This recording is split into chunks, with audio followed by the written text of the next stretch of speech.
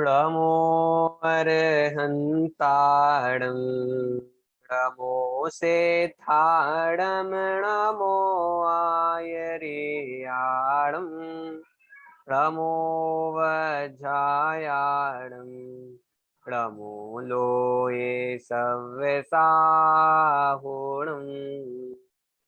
मंगलम भगवान वीरो मंगलम गौतमो गणी मंगलम कुंद कुंदाद्यो जैन धर्मोस्तु मंगलम सर्वमंगल मांगल्यम सर्वकल्याणकारकं प्रधानं सर्वधर्माणां जैनं जयतु शासनं जैनं जयतु शासनम्। अरिहंत सिद्ध सूर्योपाध्याय साधु सर्व अर्थ के प्रकाशी मांगलिक उपकारी हैं। इनको स्वरूप जानी रागते भई जो भक्ति काय को नमाय ये स्तुति को उचारी है। धन्य धन्य तुम इसे काज सब आज भये कर जोरी बारंबार वंदना हमारी है। मंगल कल्याण सुख है सो हम चाहत हैं। ओ मारी ऐसी दशा जैसी तुम धारी है। ओ मारी ऐसी दशा जैसी तुम धारी है।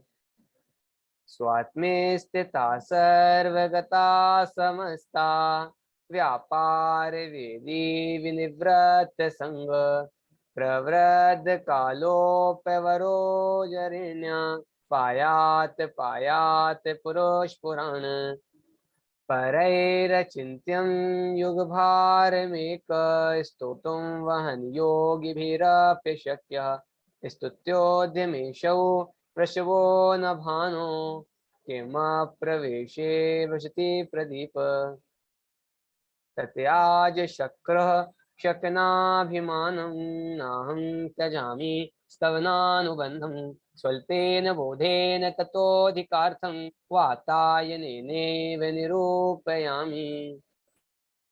त्वं विश्वदर्शवा सकलैरदृश्यो विद्वान् शेषं निखिलैरवेद्य वक्तुं कियान् कीदृशेत् शक्यः स्तुतिस्ततो शक्तिकथा तवास्तु व्यापीडितं बालमिवात्मदोषै उल्लाङ्घितां लोकमवापि पस्त्वं हिताहितान्वेषणमाद्यभाज सर्वस्य जन्तोरसि बालवैद्या।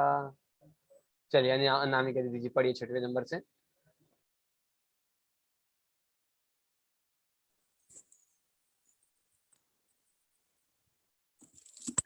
दाता न हर्ता दिवसं विवस्ता न ध्वस्त इक्षुर्दसितासा सर्वाजमेघं गम्यते सक्ता सणेन दस्ते मिवतं नताय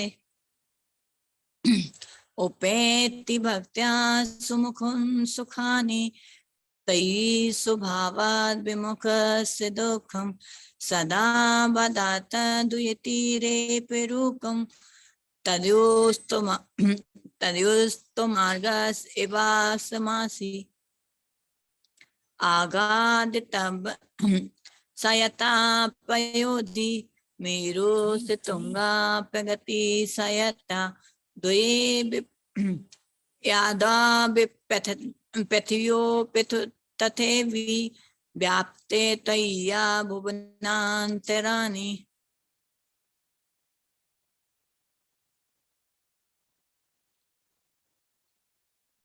तावान् बस्ता परमार्थ तत्त्वं त्वान गीता पुनरागमस्य दृष्टुं विहायतादृष्टमसिसि विरुद्ध्या व्यतोऽपि समस्य तत्त्वम् स्मरण सुदयो भवेति तस्मन् उद्दूलितात्मा यदिमान् शंभु आसेत वृंदोपहतोऽपि विष्णु किं ग्रेत्येन भवान् जागा सानीर्जायास्परो धवावा तद्दोष कीड़े न ते गुणत्वा स्वातो स्वातो ममृवा समे महिमा न देवा स्तो पदवेन जरास्यस्य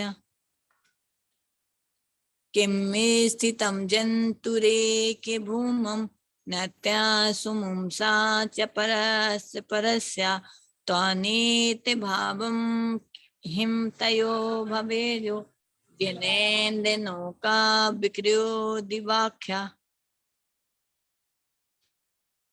सुखाय दुखानि गुणानि दोषान् धर्माय पापानि समराचरन्ति तेलाय बालाय सिकता समूहा निपीडयन्ति स्फुटन्तयि दिया। चलिए बहुत बढ़िया। संगीता भाभी जी पढ़िए 14वें नंबर से।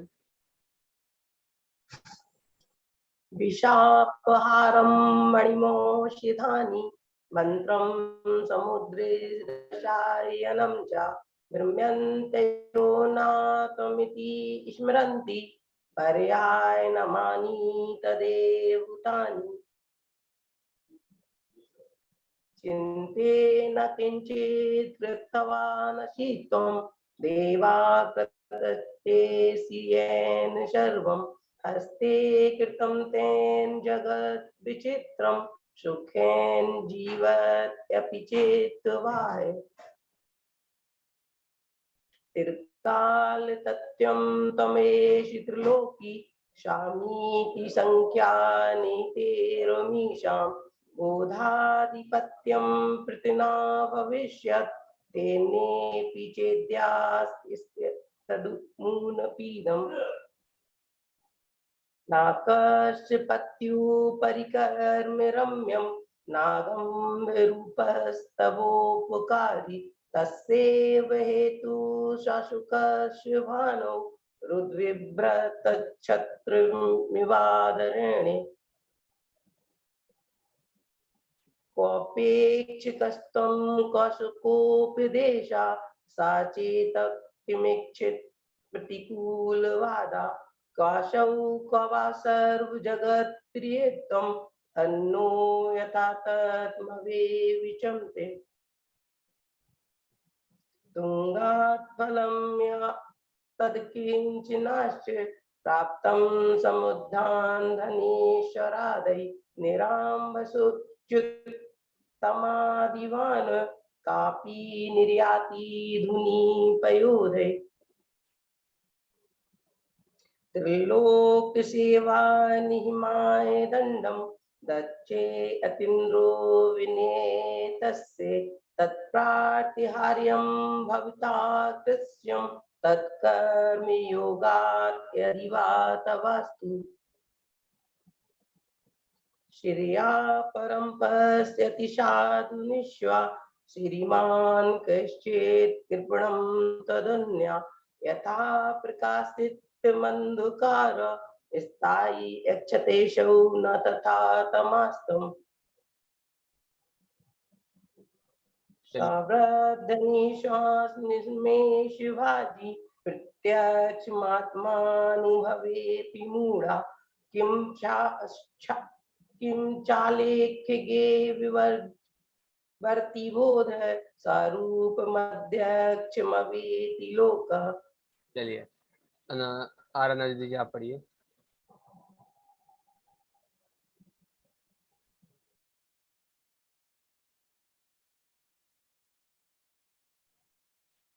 तस्यात्मजस्तस्य पितेति देव त्वामेव गायन्ति कुलं प्रकाश्य तेध्यापि नन्वाशमेत्यवश्यं पाणौ कृतमेम पुनस्त्यजन्ति पटहो विभूता सुरासुरस्तस्य महान् सलाभ मोहस्य मोहस्त्वैको विरोधुं मूलस्य नाशो बलवत् विरोध मार्गस्त्वएको ददृशेर्विमुक्ते चतुर्गतीनां गहनं परेण सर्वमया दृष्टमिति स्म येन त्वामाकर्षितभुजमान्।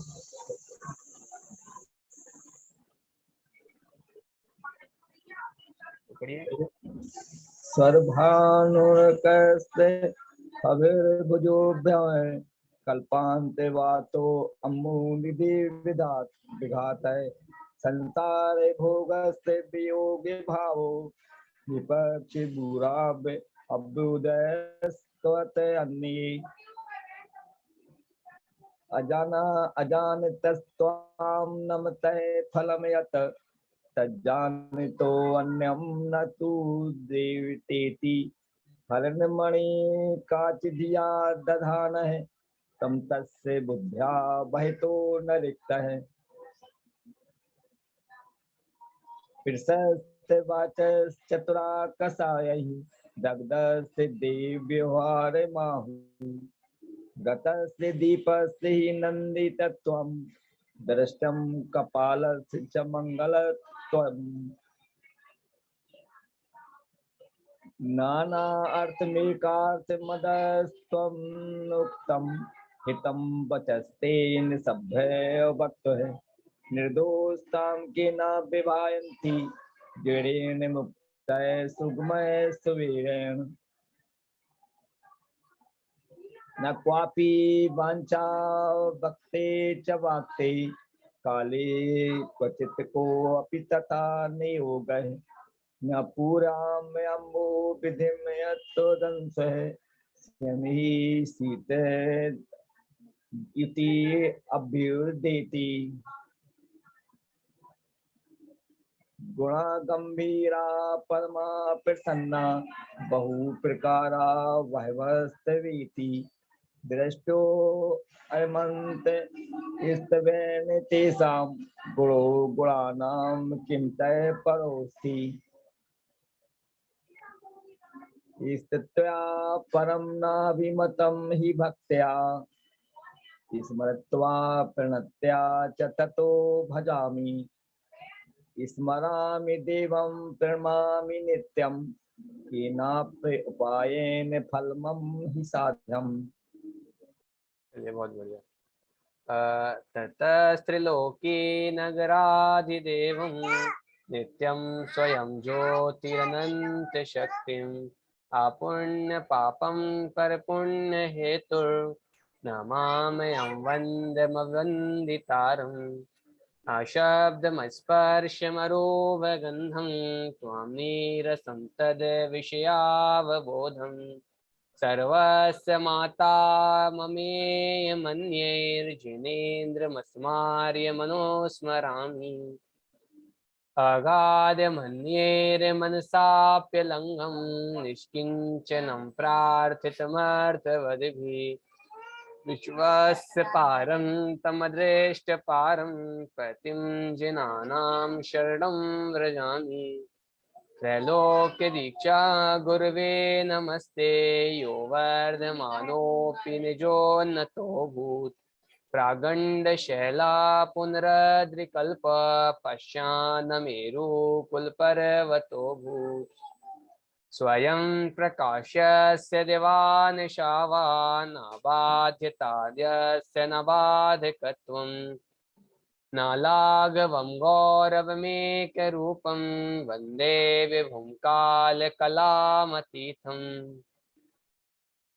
इति स्तुतिं देव विधाय दैन्यात् वरं न याचे त्वमुपेक्ष्य कोऽसि छायातरुशंश्रिता स्वताशात् कषाययाचितया स्म लाभः। यह श्लोक कल अपन ने देखा था 38 नंबर का श्लोक।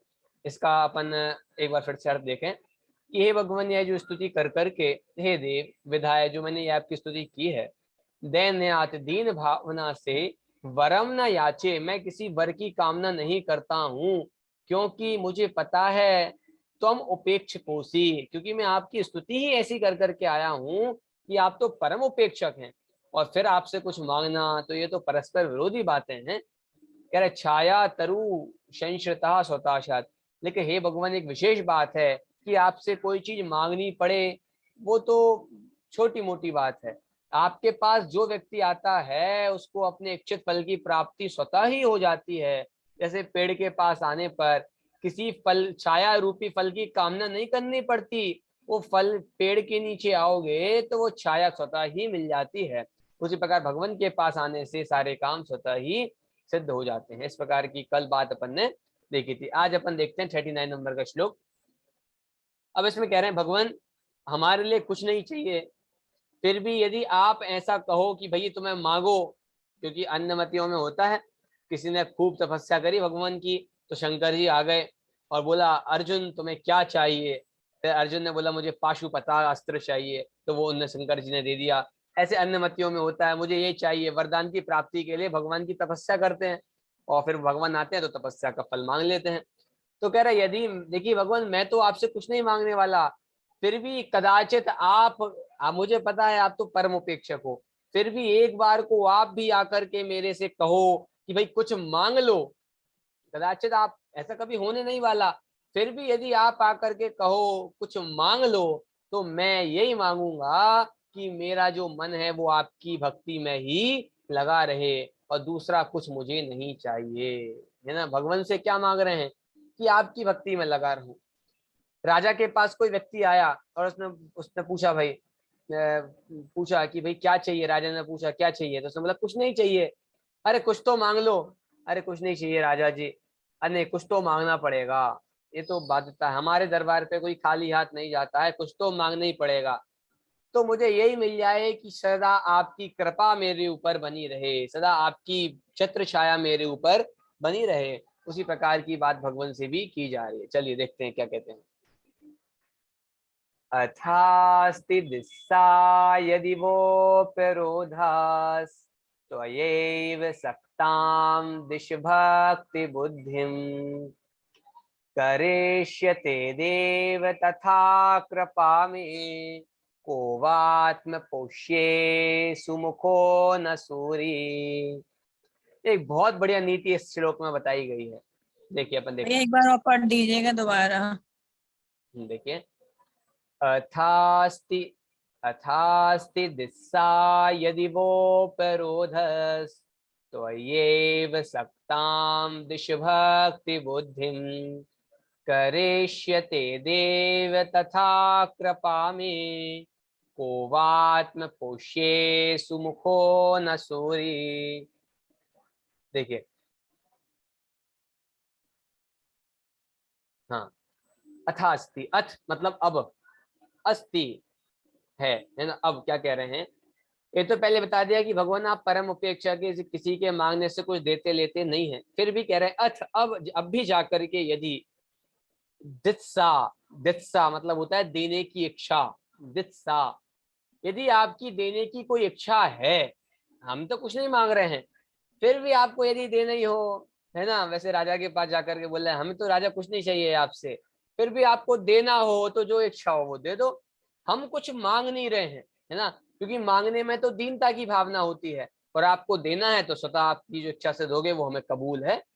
तो कह रहे हैं अथ अस्ति दिस्सा, यदि अब आप कुछ जाकर के देना चाहो, हे भगवान हमें कुछ नहीं चाहिए है, फिर भी आप अस्ति दिस्सा, यदि कुछ देने के इच्छुक हैं, भगवान इच्छुक तो है ही नहीं है, फिर भी कह रहे हैं यदि आप एक बात कह रहे हैं कि यदि आप कुछ देने की इच्छा है, दित्सा यदि देने की भावना है, यदि वो उपरोधा, यदि वा उपरोधा, यदि आप आकर के यदि मेरे से वा उपरोधा, उपरोध करें, मेरे से आग्रह करें, उपरोध करें मतलब आग्रह करें। क्या आग्रह करें कि तुम्हें कुछ ना कुछ मांगना ही पड़ेगा। भगवान अनुरोध तो नहीं करेंगे आकर के, भगवान ने वो अनुरोध क्या करेंगे कि तुम्हें कुछ मांग लो, अनुरोध नहीं करेंगे, भगवान उपरोध करेंगे। उपरोध का मतलब क्या होता है, उप मतलब होता है समीप से, अच्छे से, रोध मतलब उसका कोशिश करना। तो कह रहे हैं पास में आकर के अच्छी तरह से आग्रह करें कि भैया तुम्हें कुछ मांग लो, इस दरबार से कोई खाली नहीं जाता, ऐसा अन्नमति लोग कहते हैं। अगर कुछ ना कुछ तो मांग लो, वो मिलेगा। तो कह रहे हैं यदि भगवान आपको कुछ देने की इच्छा है, अथ अस्ति दिस्सा, यदि अब आपको कुछ देने की इच्छा है, और यदि वा उपरोधः, यदि आप मेरे से मांगने के लिए कुछ कहें, दो बातें, या तो आपकी देने की कोई इच्छा है, अथ अस्ति दिस्सा, यदि आपकी अब देने की कोई अब अथ मतलब अब कोई इच्छा है, और यदि उपरोधः, यदि आप मेरे से आग्रह कर करके कुछ मांगने के लिए ही कहते हैं, तो एव सक्ताम, तो एव आप, तो ही एव आपके अंदर ही, आप में ही, एव ही, दिश दो भक्ति बुद्धिम सक्ताम, कि मेरी जो बुद्धि है ये आपकी भक्ति में ही निरंतर लगी रहे, यह वरदान आप मुझे दे दीजिए। है ना, समझ में आई बात? क्या मांग रहे हैं कि हमारी बुद्धि आप में ही लगी रहे। अरे आपको छोड़ के जाने का कहीं भाव ही नहीं है, जगत में सब देवी देवता देख लिए, आपको छोड़ के जाने का कहीं इच्छा ही नहीं है। जगत के देव सब देखे, कोई रागी कोई द्वेषी, किसी के हाथ आयुध है, किसी को नार भाती है। तो कह रहे भगवान जगत के देवी देवताओं के पास जाने की कोई इच्छा ही नहीं है, आप में ही बुद्धि मेरी रत हो जाए, है ना, शक्ति जो मेरी शक्ति है वो आप में ही लीन हो जाए, रमी रहे, यही भक्ति बुद्धिम, यही मेरी इच्छा है। मेरी भक्ति जो बुद्धि है वो भक्ति में ही लगी रहे, यही मेरी इच्छा है।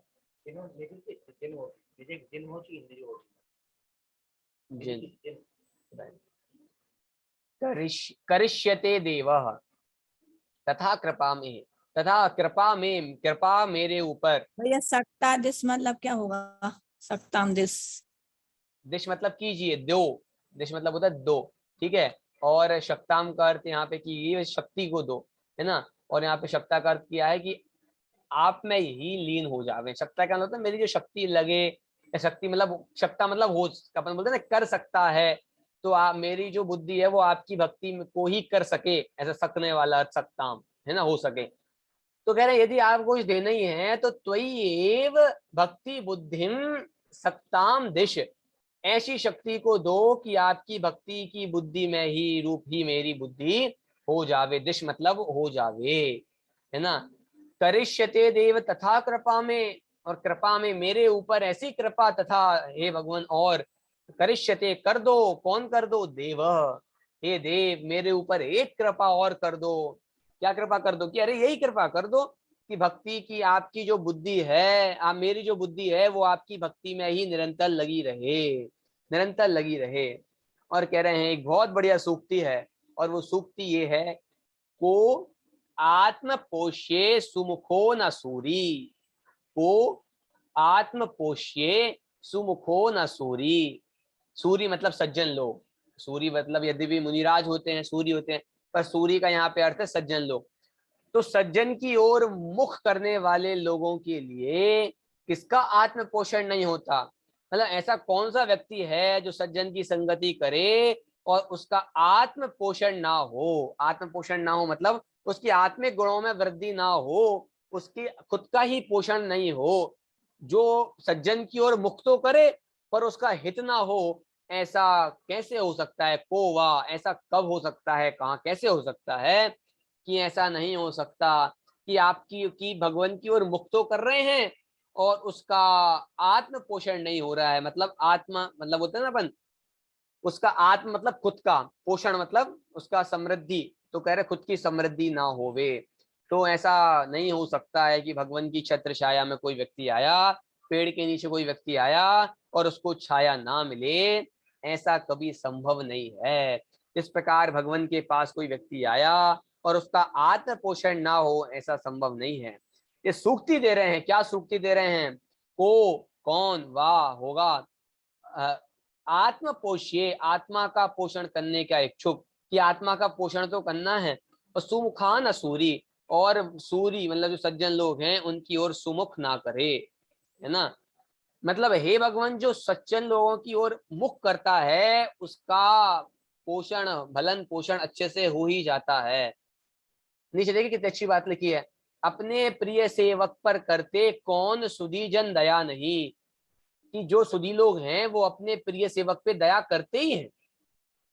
नात्याद्भुतम भुवन भूषण भूतनाथः भूतैर गुणैर भवे भवन्तमविष्टुवन्तः तुल्या भवन्ति भवतो ननु तेन किं वा न यह आत्म समम करोति, है ना। तो कह रहे हैं कि भगवान आपकी शरण में कोई व्यक्ति आया तो उसको आप अपने समान बना लें, इसमें क्या आश्चर्य है, कोई आश्चर्य नहीं है। क्यों, सज्जन लोग अन्य लोगों को अपने समान कर ही लेते हैं। एक सूक्ति संस्कृत की बहुत बढ़िया, सत्संगति कथम किम ना करोति पुंसाम, सत्संगति इस पुरुषों का क्या कुछ नहीं करती, अतार सब कुछ कर देती है, सारे काम सत्संगति से बन जाते हैं। तो कह रहे हैं कि भगवान की शरण में आए तो आत्म पोषण हो ही जाता है। किसका, सुमुखो न सूरी, जो सूरी की ओर मुख करता है।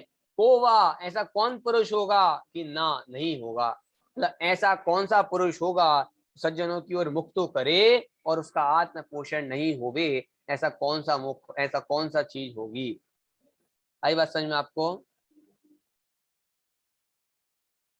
आई दीदी बात? हाँ। चलिए एक बार फिर से देखते हैं, अपन श्लोक पढ़ते हैं। अथास्ति दिस्साय यदि वोपरोधस् त्वय्येव शक्तां दिश भक्ति बुद्धिं करिष्यते देव तथा कृपा मे ओवात्म पोष्ये सुमुखो न सूरी। अत अस्ति, हे भगवान अब जाकर के दिस्सा, यदि कोई देने की इच्छा है, दीप्सा है, यदि उपरोधा, यदि आप मेरे से उपरोध करें कि कुछ तो मैं मांगना ही पड़ेगा, तो त्वयि एव शक्ताम दिश भक्ति बुद्धिम, आप में ही मेरी बुद्धि लगी रहे, आपकी भक्ति में ही मेरी बुद्धि लगी रहे। भक्ति मुक्ति दातार, भक्ति करते करते मुक्ति हो जाती है, तो भक्ति मुक्ति को देने वाली है। उस शुभ भाव जो है वो परंपरा से मोक्ष का कारण है। करिष्यते देव तथा कृपा में, और मेरे ऊपर एक ऐसी ही कृपा कीजिए कि मेरी जो बुद्धि है वो आपकी भक्ति में ही लगा रहे। देखिए भगवान ने दो बात कही थी। पहली बात कही थी दिस्सा, कि यदि भगवान से कह रहे थे यदि आपको कोई देने की इच्छा है और यदि आप मेरे से उपरोध करें, तो नीचे भी दो प्रकार से उत्तर दे रहे हैं कि दिश, ऐसा आप मुझे शक्ति दीजिए कि आप में ही मेरी बुद्धि भक्ति में ही लगी रहे, और कह रहे हैं कृपा भी मेरे ऊपर ऐसी कीजिए कि मेरी जो बुद्धि है वो आपकी भक्ति में ही लगी रहे। दो बातें ऊपर की थी तो दो बातें नीचे कर रहे हैं, तो इक्वल बैलेंस बना लिया। ऐसे और सूक्ति दे रहे हैं कि सज्जनों की संगति कर लेने से किसका आत्म पोषण नहीं हो सकता, किसका खुद का कल्याण नहीं होता, अरे सबका ही कल्याण होता है। ठीक है, यदि देने की इच्छा ही हो या इसका कुछ आग्रह हो, तो निज चरण कमल रत निर्मल बुद्धि दीजिए नाते हो। यहाँ पे निज की जगह जिन कर लीजिए, है ना, जिन कर लीजिए। या यहाँ पे निज का जो मतलब है ना, वो निज का मतलब है भगवान, निज, खुद भगवान निज, निज के लिए भगवान शब्द का प्रयोग किया है कि भगवान निज मतलब आपके खुद के चरण कमल में मैं रत रहूं, ऐसी बुद्धि दीजिए नाथ हो, ऐसी बुद्धि मुझे दीजिए। यदि देने की ही इच्छा हो, यदि कोई देने की इच्छा हो या इसका कुछ आग्रह हो, यदि आप मेरे से आग्रह करो तो मुझे ऐसी बुद्धि दीजिए कि मेरी बुद्धि आप में ही लगी रहे। अथवा कृपा करोगे हे प्रभु शंका इसमें जरा नहीं, अरे इसमें बिल्कुल भी जरा शंका नहीं है कि आप मेरा भला करोगे। अरे करोगे ही, क्योंकि आपकी शरण में आ गए हैं तो भला हो ही गया।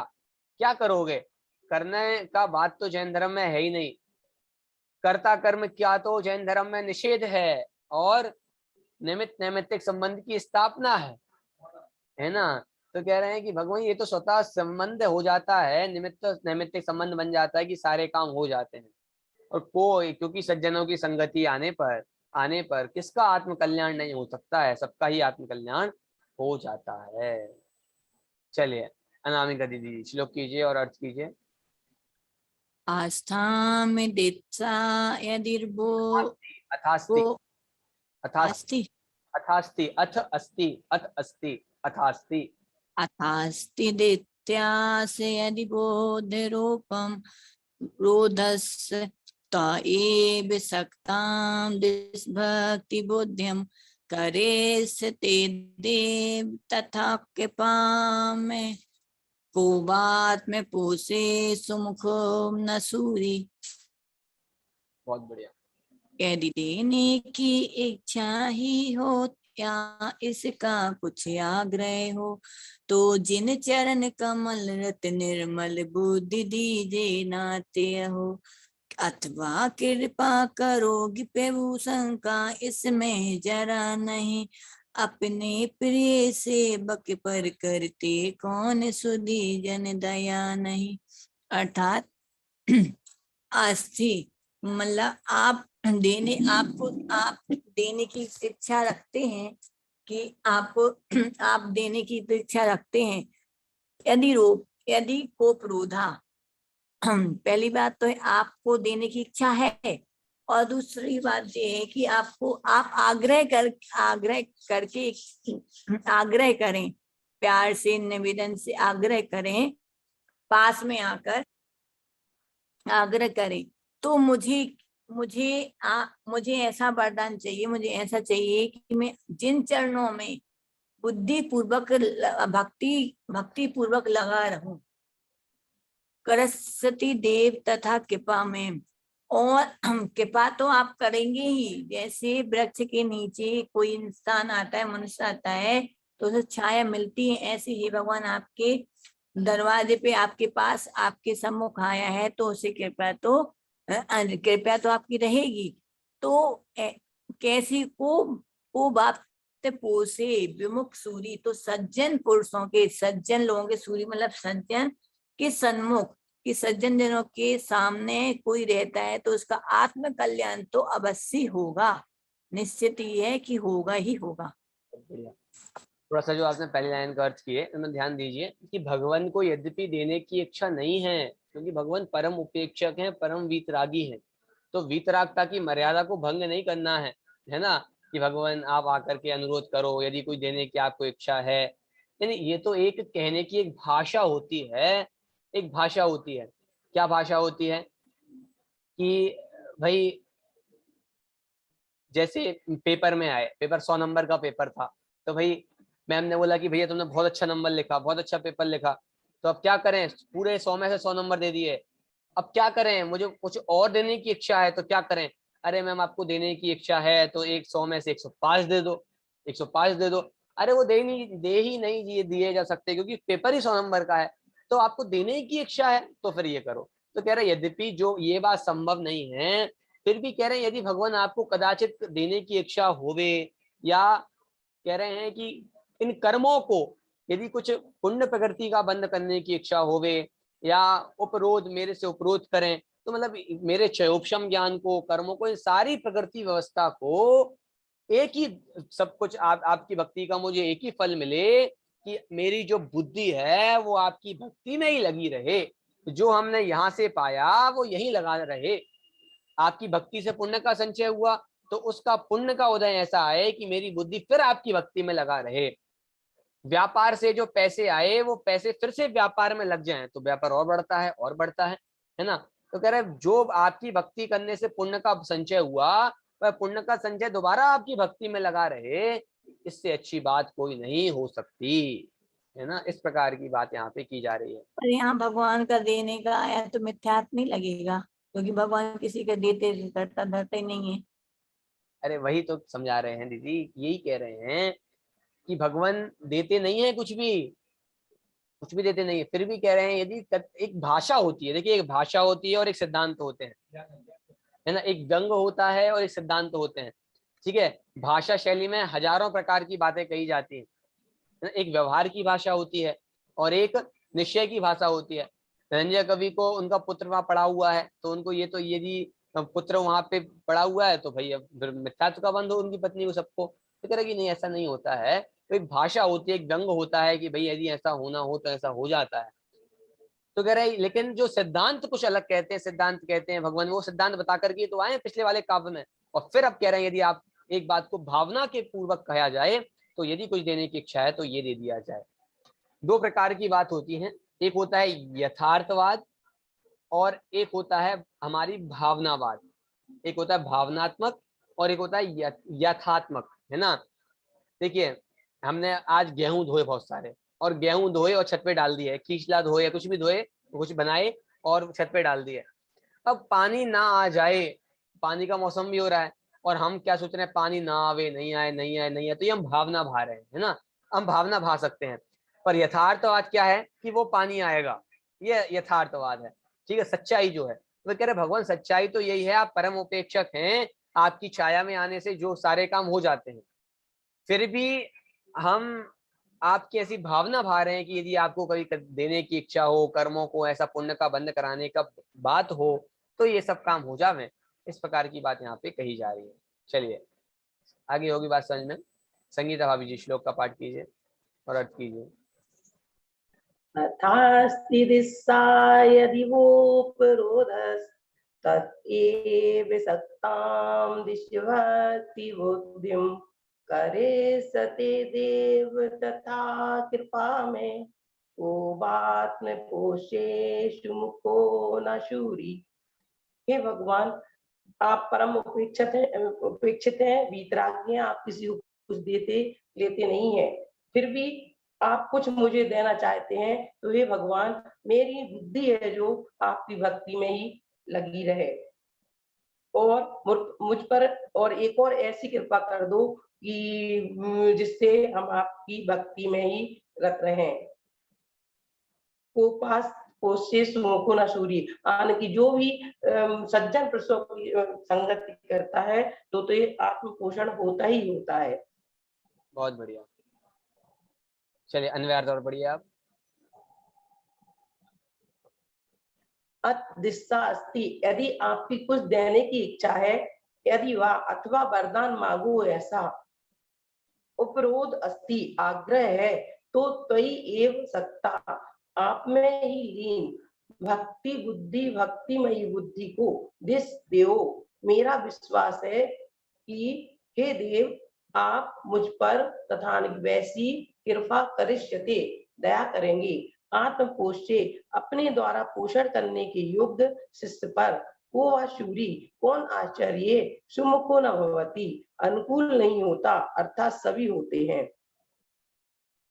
थोड़ा सा यहाँ पे जो लिखा हुआ है ना, सुमुखो न सूरी भवती, इसका थोड़ा सा आप लोग वहाँ पे गलत लिखा हुआ है, थोड़ा सा आप ऐसा समझना कि सुमुखा, सूरी की ओर सुमुख होने पर ना आत्म पोषण, किसका आत्म पोषण नहीं होता, सज्जन लोगों की ओर मुख कर करके। आपने देखा था ना, सुमुखा शब्द का प्रयोग यहाँ पे भी आया था, सुमुखा सुखानी त्वयि स्वभावात विमुखस्य दुखम, तो भगवान की ओर मुख करने पर सुखी होता है और भगवान की ओर पीठ करने पर दुखी होता है।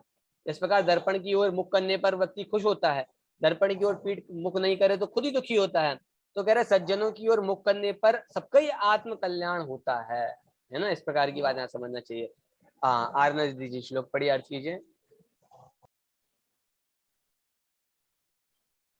अथास्ति दित्सा यदि भोपिरोधे इस्तो एव सक्तं दिश भक्ति बुद्धिं करस्ते देव तथा कृपा में भोवात्म पोषे सुमुखो न सूरी।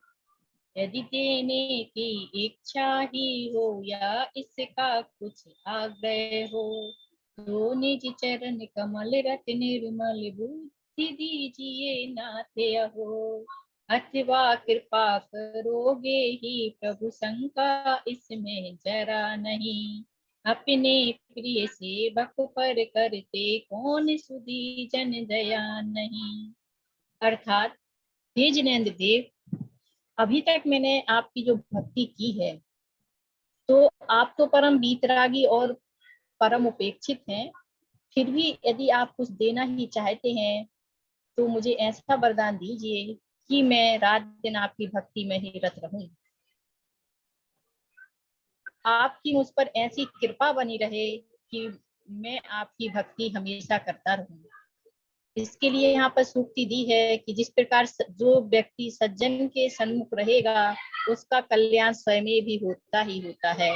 तो भगवान, यदि मैं आपकी भक्ति करूंगा तो मैं जरूर ही आपके जैसा अवश्य बन जाऊंगा। बहुत बढ़िया।